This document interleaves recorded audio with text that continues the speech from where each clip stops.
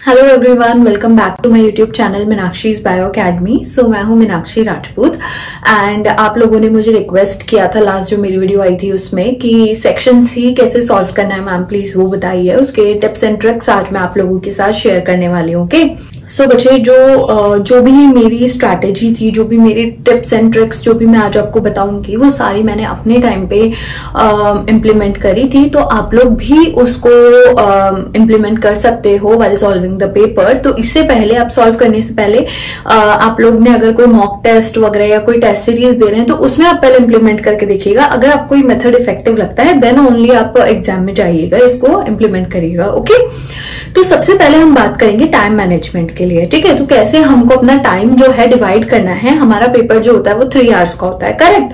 तो 3 आवर्स को हमें कैसे यूटिलाइज करना है, मैक्सिमम हम कैसे उसको यूटिलाइज कर सकते हैं, राइट।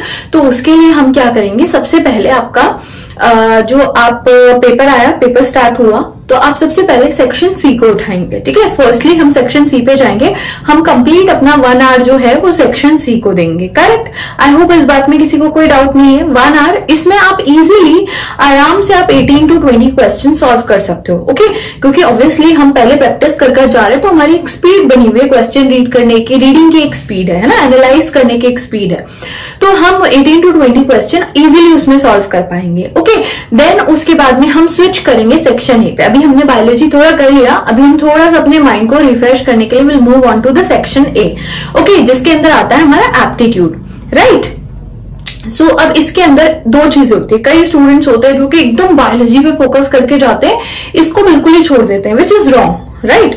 तो जिन्होंने थोड़ा बहुत भी पढ़ा है, जो मैंने आपको लास्ट वीडियो में बताया था, अगर जिसने नहीं देखी वो जाके देख लीजिएगा, वो फॉर्मूलाज वगैरह जो हैं, अगर आप वो भी कर गए हैं, so you can give at least 15 to 20 minutes to section A. ठीक है, उससे ज्यादा नहीं देना। अगर आप उतना करके गए हो तो आपको इजीली पता लग जाएगा कि ये क्वेश्चन मुझसे होंगे, मैं उसको इजीली कर सकता हूं। ठीक है, और जो बच्चे अच्छे से पढ़कर गए हैं, सेक्शन ए भी प्रिपेयर करके गए बच्चे, वो आप लोग मैक्सिमम 30 मिनट्स अभी उसको देंगे। ऑलराइट, देन आप आ जाओ सेक्शन बी पे। ओके, आपका सेक्शन ए हो गया, आपका आधे से ज्यादा सेक्शन सी भी जो है वो हो चुका है, राइट।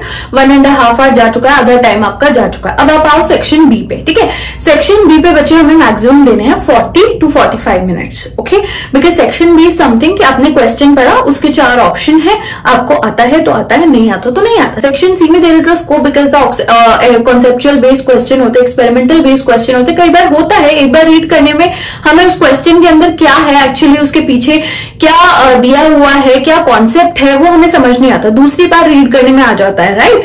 ऐसा होता है कई बार, है ना। तो अब क्या होगा, सेक्शन बी में अगर आपको आता है तो आता है, नहीं आता तो नहीं आता, तो हम उसे 45 मिनट्स में, मैक्सिमम 50 मिनट्स में अपने उसे खत्म करना है। ठीक है, अब आप आ जाओ वापस से अगेन आपके सेक्शन सी पे। ओके, सेक्शन सी पे वापस से आगे जितने बचे हुए क्वेश्चन थे, अब आप उनको वापस से सॉल्व करो। मैक्सिमम आधा घंटा आप अब उसमें ले सकते हो आराम से। ठीक है, अब आपके क्या होगा कि आपने कई बार जो पहले आपने क्वेश्चन किए थे, जिनमें आपको डाउट आ रहा था, आपका दिमाग नहीं चल पा रहा था, हो सकता है कि अब आपका उसमें दिमाग चल जाए, क्योंकि आपने ऑलमोस्ट पेपर खत्म कर चुके हो। ठीक है, अब आपको कुछ एक क्वेश्चन सॉल्व करने हैं, अब जिसमें पहले आपको डाउट आ रहा था, अब आप कई बार क्या होता है ना, हम एक बार उस क्वेश्चन को पढ़ते हैं, आज मैंने कोई क्वेश्चन किया, मैं उसको कर रही हूँ, मुझसे नहीं बन रहा है, अगेन कल मैं उसमें वापस से दिमाग लगाऊंगी तो वो मुझसे सॉल्व हो जाता है। कई बार ऐसा सबके साथ होता है ना। तो अब आपके साथ ऐसा होगा कि किसी क्वेश्चन में अगर आपको उस टाइम आपका दिमाग नहीं चल पा रहा था, आप उस पॉइंट को नहीं पकड़ पा रहे थे, बट अब आप उसको कर पाओगे।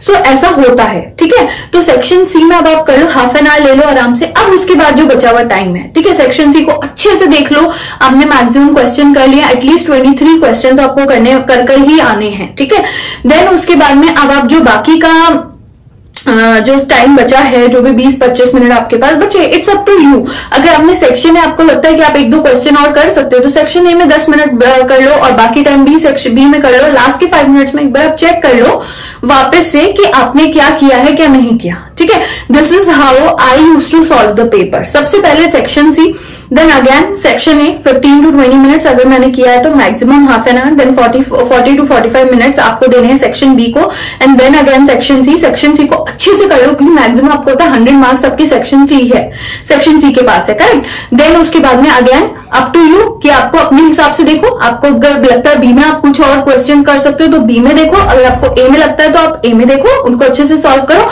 एंड देन लास्ट में 5 मिनट्स में एक बार पूरा चेक कर लो अच्छे से, and then done.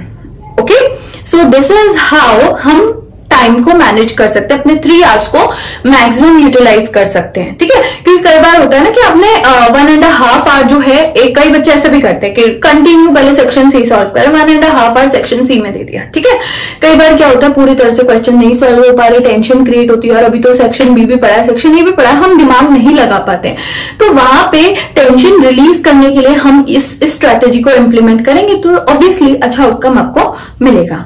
Okay, alright, so now अब हम सेक्शन सी को कैसे सॉल्व करेंगे, ठीक है। सो बच्चे आपको पता है कि आपका जो सेक्शन सी होता है वो आपका 100 मार्क्स का होता है, करेक्ट। उसमें आपको 25 क्वेश्चन करने होते हैं, 75 क्वेश्चन आपके पास होते हैं। यू हैव अ चॉइस, मतलब अच्छी खासी चॉइस है 25 क्वेश्चन करने की, है ना। अब सेक्शन सी ऐसा तो नहीं होता कि बिल्कुल ही टफ एकदम भयंकर क्वेश्चन उसके अंदर डाले हुए, नहीं, ऐसा नहीं होता है ना। उसके अंदर इजी भी होंगे, कुछ मीडियम भी होंगे, कुछ थोड़े हार्ड लेवल के भी होंगे, तो तीनों तरह के आपको उसमें से क्वेश्चन होंगे। अब उसमें से आपको चूज करना है कि कौन सा क्वेश्चन मुझे करना है, right. And now this step is very very important. जैसे ही पेपर हमारे सामने आया, हमने क्या करना है, 5 मिनट्स आपको लेने हैं, 5 to 8 मिनट्स आप ले सकते हो। उसमें आप क्या करो, फटाफट उन 75 क्वेश्चंस के गो थ्रू हो जाओ। गो थ्रू होना मतलब कि आप उसमें से ऐसे 30 to 35 क्वेश्चन सिलेक्ट कर लो, मतलब 75 में से 30 to 35 क्वेश्चन आप सिलेक्ट कर रहे हो। वो आप सिलेक्ट कैसे करोगे, मैंने आपको बताया था, कुछ 6 यूनिट्स के नाम बताए थे लास्ट वीडियो में, जाके देख सकते हो। उन यूनिट्स को आपने बहुत अच्छे से करा है, उसमें से आपको 30 to 35 क्वेश्चन के, उससे भी ज्यादा क्वेश्चन आपको मिल जाएंगे इजीली, है ना। अब उसमें से आप क्या करेंगे, उसमें से आप वो 30 to 35 क्वेश्चन आपने 5 to 8 मिनट में चूज कर लिए।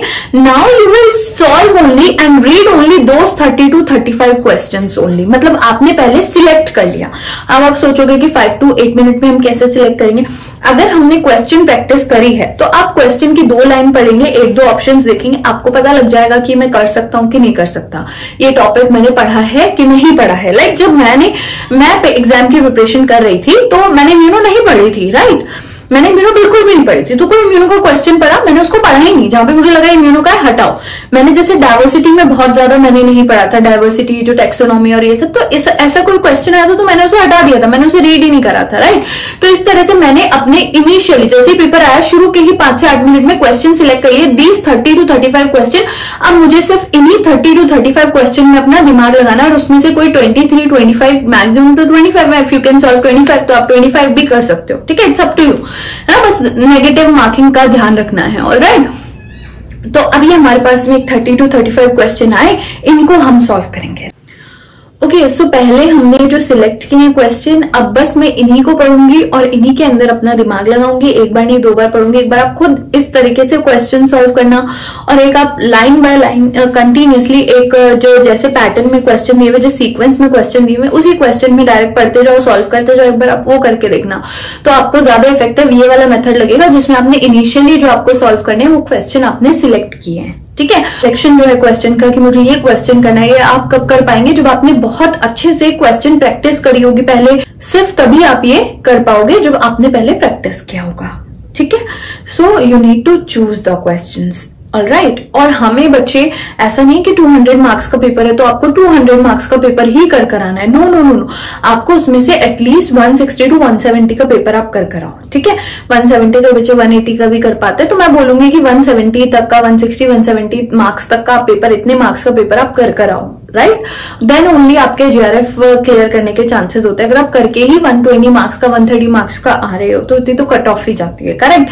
तो आपको इतना एटलीस्ट पेपर सॉल्व कर आना ही है, ऑलराइट। एंड अगेन मैं सेक्शन ई में बोलूंगी बच्चे, जो मैंने आपको टॉपिक्स बताए हैं, अभी भी टाइम है, सिर्फ उन टॉपिक्स को अच्छे से कर लो, आप ठीक ठाक उसमें स्कोर कर लोगे सेक्शन ई में, जो कि आपके अगेन चांसेस बढ़ाएगा। अगर आपका नेट क्लियर हो रहा है तो आपके जेआरएफ होने के चांसेस ज्यादा हो जाते हैं, क्योंकि आपने क्या करा, 10-15 मार्क्स आपके सेक्शन ए में से आ गए। अगर आपका नेट क्लियर हो रहा था, आपका जेआरएफ क्लियर हो जाएगा। इवन अगर आपका जेआरएफ भी क्लियर हो रहा था सिर्फ बायोलॉजी बी और सी करके, तो आपका क्या होगा, आपकी अच्छी रैंक आने के चांसेस बढ़ जाएंगे, करेक्ट। सो बहुत ईजी आता है सेक्शन ए भी, इट्स नॉट वेरी टफ। सो जो टॉपिक्स मैंने बताए हैं, एटलीस्ट बच्चे वो टॉपिक्स जरूर से कर लीजिएगा। एंड इसके अलावा भी अगर आपको कोई भी हेल्प चाहिए, आप मुझे कमेंट सेक्शन में बता सकते हैं, yes, and one more thing, कई बच्चों को ये भी डाउट रहता है कि हम सेक्शन सी चाहे कितना भी पढ़ ले, हम चाहे कितनी बार भी रिवीजन कर ले, बट हम सेक्शन सी को जो है अच्छे से हम नहीं सॉल्व कर पाते हैं। तो बच्चे सेक्शन सी में क्या होता है, कई क्वेश्चन होते हैं जो एक्सपेरिमेंट बेस्ड होते हैं, right. So you try to make एक फ्लो चार्ट बनाओ उस क्वेश्चन का, मतलब एक स्टेप बाय स्टेप, जैसे हम फ्लो चार्ट में बनाते हैं, पहले ये हुआ, देन एक flow, then next step is this, next step is this, right. आप बार बार क्वेश्चन पढ़ के उसको सॉल्व करने की कोशिश करोगे तो आपका क्या होगा, टाइम खराब होगा। तो आप लोग एक फ्लो चार्ट बना लो और उससे उसको सॉल्व करने की कोशिश करो, ठीक है। तो I think that method is very effective rather than reading the complete paragraph again and again. और आप लोग क्या करो, सबसे पहले जैसे कई क्वेश्चंस होते हैं मैच द फॉलोइंग वाले, करेक्ट, और आपके डायग्रामेटिक होते हैं, ग्राफ वाले जो क्वेश्चंस होते हैं, वो क्वेश्चंस जो होते हैं ना कई बार बहुत इजी होते हैं। तो try to pick those questions, right, उन क्वेश्चन को पिक करने की कोशिश करो। एंड आप जब क्वेश्चन सॉल्व करते हो ना, तो आपको जो ऑप्शन गलत लग रहा है ना, उसको स्ट्राइक आउट करो, मतलब उसको पहले कैंसिल आउट करो कि ये ऑप्शन तो हो ही नहीं सकता है। देन आप धीरे धीरे अपना जो ऑप्शन है, जो आपका करेक्ट आंसर है, उस तक आप पहुंच जाओगे। तो एक ये स्ट्रेटेजी भी आप यूज कर सकते हो। एंड यस, अब जैसा कि ऑनलाइन पेपर हो रहा है, तो ऑनलाइन पेपर होने में क्या होता है कि आप जैसे कई बार आंसर को मार्क करके देन रिव्यू के लिए छोड़ देते हो, राइट। एक तो होता है कि आपने आंसर मार्क नहीं किया है एंड देन आपने उसको रिव्यू के लिए लगा दिया है, एक होता है कि आपने उसको मार्क करके रिव्यू के लिए लिया है, आंसर मार्क करके रिव्यू के लिए लगाया, ठीक है। तो क्या होगा उस केस में, वो जो आपका मार्क्ड आंसर है वो भी अंडर रिव्यू है, बट उसको वो एज अ कैलकुलेट करेगा कि आपने उस क्वेश्चन को सॉल्व कर दिया है, ठीक है। तो आपको 25 क्वेश्चंस आपके पूरे हो जाएंगे, राइट। तो इसकी बजाय अब बार बार वापस ऊपर जाओगे, कौन सा क्वेश्चन था जिसका मैंने आंसर मार्क करके रिव्यू के लिए लगाया था, बार बार आपका इसमें ऊपर नीचे इस तरह से करोगे तो आपका टाइम वेस्ट होगा, राइट। सो उस केस में आप क्या करो, उस क्वेश्चन को लिख लो, राइट। ऑब्वियसली आपको डाउट है तभी आपने रिव्यू के लिए लगाया, तो उस क्वेश्चन का नंबर आपके पास एक शीट होगी, आपको एग्जाम में मिलेगी, उस पर उस क्वेश्चन का नंबर लिख लो, ठीक है। और उसमें आपको जो ऑप्शन आपको लग रहा है उस ऑप्शन का ऑप्शन लिख दो कि ये ऑप्शन है। और अगर आपको, मैं जो करती हूँ वो ये है तरीका कि अगर जैसे मुझे लग रहा है कि यार मैं इसके लिए 80% श्योर, तो मैं एक टिक लगा देती हूँ उसके आगे, that I am 80% sure about this answer, okay. Then मैं आगे गई तो मुझे एक और क्वेश्चन में ऐसे ही डाउट आया, ठीक है, बट मुझे 90% लग रहा है कि यही ऑप्शन होगा, तो मैं उसके आगे 2 टिक लगा देती हूँ, ठीक है। सो इस तरह से मैं कुछ जो मेरे, ऑब्वियसली ना मैंने तो चूज किए 30 to 35 क्वेश्चंस, तो उनको तो मैं पूरी तरह से एक बार देखूंगी। तो उसमें से जो लास्ट में, अगर जैसे मान लो मैंने 20 क्वेश्चन कर लिए, तो अब मैं 5 कौन से क्वेश्चन ढूंढूंगी जिसमें मेरे को 90% डाउट था, 90% मुझे लग रहा था कि ये वाला आंसर होगा ही होगा, तो मैं वो डबल टिक वाले क्वेश्चंस को सबसे पहले उठाऊंगी और उनको देखूंगी। फिर उनमें से अगर मुझे लगता है कि यस ये आंसर हो सकता है, तो अब मैं उसको वहां पे मार्क कर दूंगी। तो इससे क्या होगा, आपका टाइम बचेगा। तो ये एक स्ट्रेटेजी है जो आप लोग इंप्लीमेंट कर सकते हो, ठीक है। आपको क्या करना है, जो भी आपके क्वेश्चन में आपको डाउट आ रहा है, आपको वहां पे मार्क नहीं करना है आंसर को, आप क्वेश्चन नंबर लिखो, उसके आगे जो ऑप्शन है जो आपको लग रहा है होना चाहिए वो लिखो, और उसके आगे एक टिक लगाओ if you are 80% sure about that answer. अगर आपको नेक्स्ट क्वेश्चन पे आपने सॉल्व किया, अगेन आपको डाउट आ रहा है, उस क्वेश्चन का नंबर लिखिए, आगे ऑप्शन लिखिए जो आपको लग रहा है आंसर होना चाहिए। अगर आपको लग रहा है 90% श्योर हो तो डबल टिक लगा दो।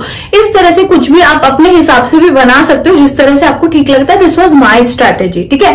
तो अब अगेन जब मैं अपने जो क्वेश्चन के लिए, जिनके लिए मैं श्योर थी कि यही आंसर होगा, वो तो मैंने ऑलरेडी मार्क कर दिया। अब जिनके लिए मैं श्योर नहीं थी, अब मैं उन पे आऊंगी, पहले सबसे पहले मैं डबल टिक वाले देखूंगी जिनके लिए मैं ज्यादा श्योर हूं, ठीक है। उनको अब उनमें से सिलेक्ट करके आंसर मार्क करूंगी। देन ऑल्सो अगर मेरे पास कोई ऐसा रह जाता है, मेरे 25 या 23 क्वेश्चन जितने भी हैं आपको सॉल्व करने हैं, आपको लग रहा है जहां पर भी आप अटके हो, तो वहां तक आप सॉल्व करो। अगर आप बिल्कुल भी अनश्योर हो, 50-50 वाला नहीं करना है, राइट, कि मैं 50% श्योर हूं कि ये हो सकता है, 50% ये हो सकता है, नो। यहाँ पे 80-20, 90-10 वाला चलेगा, राइट, क्योंकि आपने पढ़ा है। तो इफ यू आर 80% श्योर, तो may be that answer is correct, ठीक है, बिकॉज आप पढ़कर आए हो, आप बिना पढ़े नहीं आए हो पेपर देने, प्रैक्टिस कर आए हो। तो अगर आप 80% श्योर हो, 90% श्योर हो अबाउट दैट आंसर, तभी आपको उसको लगाना है, तुक्के नहीं मारने हैं, बिकॉज नेगेटिव मार्किंग भी है, ओके। सो आई होप ये जो मैंने आपको टिप्स एंड ट्रिक्स बताए हैं, ये आपको एग्जाम में थोड़ी बहुत हेल्प करेंगे, राइट।